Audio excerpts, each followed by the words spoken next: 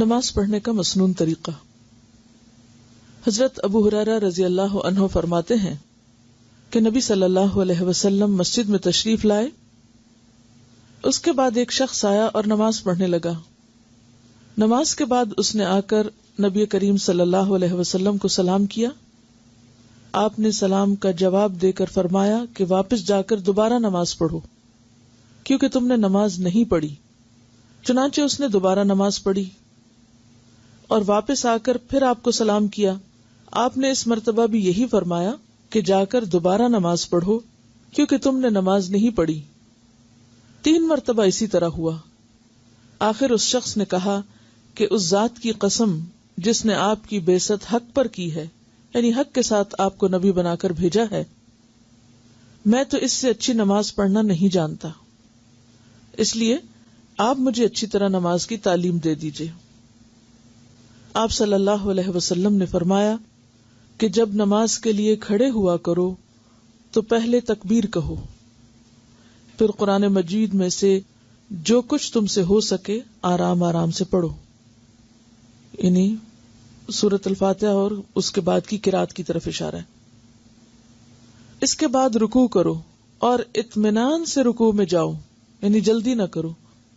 اس شخص کو جو آپ نے بار بار نماز پڑھنے کے لیے کہا تھا، اس کی وجہ یہ تھی کہ وہ بہت جلدی یا تیز نماز پڑھ رہا تھا، اس کی نماز میں اطمینان نہیں تھا۔ پھر سر اٹھاؤ اور پوری طرح کھڑے ہو جاؤ، پھر جب سجدہ کرو تو پوری طرح سجدے میں چلے جاؤ، پھر سجدے سے سر اٹھا کر اطمینان سے بیٹھ جاؤ، دوبارہ پھر اسی طرح سجدہ کرو۔ یہی طریقہ نماز کی تمام رکعتوں میں اختیار کرو۔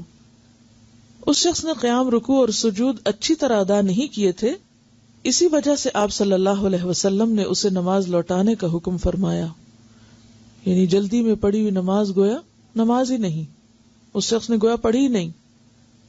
اچھی نماز یعنی فرض، سنت، نفل جس طرح آپ نے سکھائی پڑھی جائے تو فی رکعت کم از کم 3 منٹ لگتے ہیں، اور فجر کی نماز میں کم از کم 5 منٹ فی رکعت، کیونکہ فجر کی نماز میں زیادہ تر لمبی صورتیں پڑھنا آپ صلی اللہ علیہ وسلم کی عادت مبارکہ تھی۔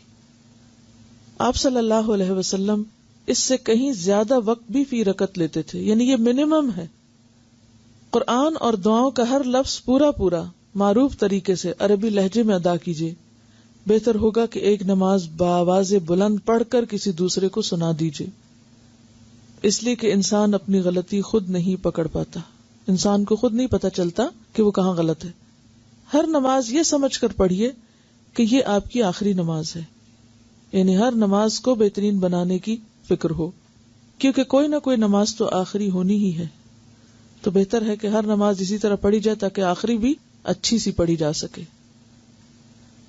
آپ صلی اللہ علیہ وسلم کی پہلی رکعت کے قیام کا اندازہ عام طور پر بقدر 30 آیات قرآنی اور دوسری رکعت کے قیام کا اندازہ اس کا آدھا تھا، یعنی پہلی رکعت طویل ہوتی تھی اور دوسری رکعت اس سے آدھی طویل ہوتی تھی، یعنی اگر پہلی رکعت میں 30 آیات پڑھتے تو دوسری میں 15 تقریباً۔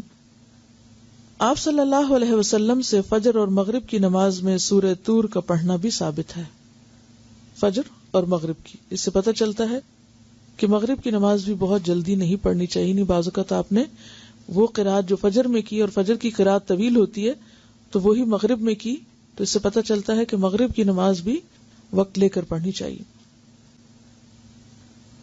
آپ اپنی نماز کا جائزہ اس حدیث کی روشنی میں ضرور لیجئے، کیونکہ نماز مسنون طریقے سے نہ پڑھی جائے تو وہ منہ پر مار دی جاتی ہے۔ مسنون نماز پڑھنے کی تفصیل کے لیے ہماری کتاب 1000 منتخب احادیث ماخوذ از بخاری شریف نماز کا بیان پڑھیے۔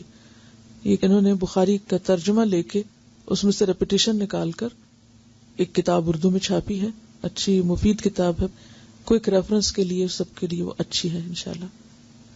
الہدا کی سائٹ پر یہ کتاب موجود ہے، وہاں سے بھی آپ سن بھی سکتے ہیں۔ بہتر یہی ہے کہ آپ سن کر پڑھیں اس کو، کیونکہ اگر ہم نمازیں پڑھ بھی رہے ہیں اور درست طریقے پر نہیں پڑھ رہے، سنت کے مطابق نہیں پڑھ رہے، تو ویسے ہی گویا نہیں پڑھ رہے۔